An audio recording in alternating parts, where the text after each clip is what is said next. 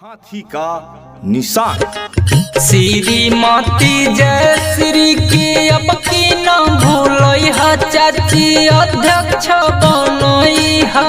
श्रीमती जयश्री के अब की न भूलई हा चाचा अध्यक्ष बनई हा।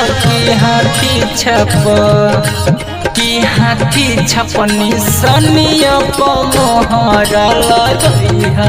की हाथी छपनी सनिया मोहरा लगई है। की हाथी छपनी सनिया मोहरा लगई है। की हाथी छपनी सनिया मोहरा लगई है।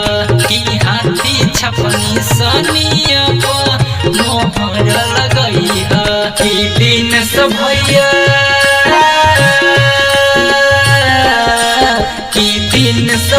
गरीब मजदूरी के साथी हवे चुनाव चिन्ह हाथी हवे।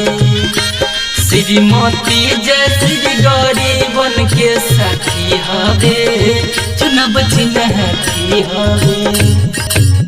कहते हैं जात पात का भाव नहीं, जात पात का भाव नहीं, लोभ नहीं है धन वैभव का, सुख दुख में बनेंगे साथी, यही है लक्ष्य मेरे जीवन का। हम वक्त नहीं जो बदल जाएंगे, हम दिन नहीं जो ढल जाएंगे। हम वक्त नहीं जो बदल जाएंगे, हम दिन नहीं जो ढल जाएंगे। काम करने का वादा किए हैं तो वोट तो दीजिए, काम करके दिखाएंगे।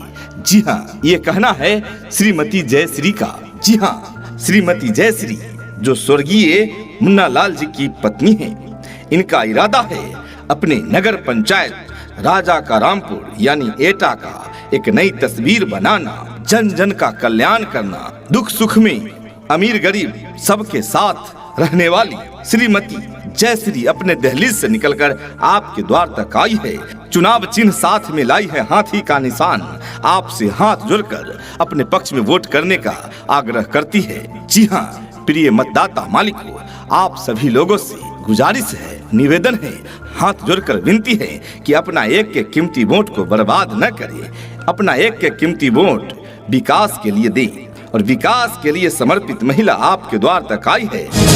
बहुजन समाज पार्टी जिंदाबाद जिंदाबाद जिंदाबाद। बहुजन समाज पार्टी जिंदाबाद जिंदाबाद जिंदाबाद। हाथी निशान जिंदाबाद जिंदाबाद जिंदाबाद। हाथी निशान जिंदाबाद जिंदाबाद जिंदाबाद। श्रीमती जयश्री जिंदाबाद जिंदाबाद जिंदाबाद। श्रीमती जयश्री जिंदाबाद जिंदाबाद जिंदाबाद। श्रीमती जयश्री जिंदाबाद जिंदाबाद जिंदाबाद। दिनेश गुप्ता जिंदाबाद जिंदाबाद जिंदाबाद। दिनेश गुप्ता जिंदाबाद जिंदाबाद जिंदाबाद। नगर पंचायत एटा की जनता जिंदाबाद जिंदाबाद जिंदाबाद। नगर पंचायत एटा की जनता जिंदाबाद जिंदाबाद जिंदाबाद। छात्र नौजवान जिंदाबाद जिंदाबाद जिंदाबाद। मजदूर किसान जिंदाबाद जिंदाबाद जिंदाबाद। व्यापारी एकता जिंदाबाद जिंदाबाद जिंदाबाद। बहन कुमारी मायावती जिंदाबाद जिंदाबाद जिंदाबाद। बहन कुमारी मायावती जिंदाबाद जिंदाबाद जिंदाबाद। हाथी निशान जिंदाबाद जिंदाबाद जिंदाबाद। श्रीमती जयश्री जिंदाबाद जिंदाबाद जिंदाबाद। श्रीमती जयश्री जिंदाबाद जिंदाबाद जिंदाबाद। प्रदीप कुमार जिंदाबाद जिंदाबाद जिंदाबाद। प्रदीप कुमार जिंदाबाद जिंदाबाद जिंदाबाद। जुनैद मियां जिंदाबाद जिंदाबाद जिंदाबाद। जुनैद मियां जिंदाबाद जिंदाबाद जिंदाबाद। विशाल गुप्ता जिंदाबाद जिंदाबाद जिंदाबाद। श्री राधे श्याम संत एडवोकेट जिंदाबाद जिंदाबाद जिंदाबाद। श्री संदीप गुप्ता जिंदाबाद जिंदाबाद जिंदाबाद। दीपक गुप्ता जिंदाबाद जिंदाबाद जिंदाबाद। राकेश नारायण गुप्ता जिंदाबाद जिंदाबाद जिंदाबाद। श्री जगदीश प्रसाद गुप्ता जिंदाबाद जिंदाबाद जिंदाबाद। साथ रे साथ निभाना है, साथ रे साथ निभाना है। को जिताना, इन्हीं को जिताना। जी हाँ, नारी में वो शक्ति है जो ठान लेती हो कर दिखाती है।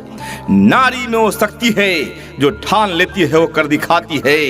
कभी दुर्गा तो कभी काली बनकर दुश्मनों को संहारती है।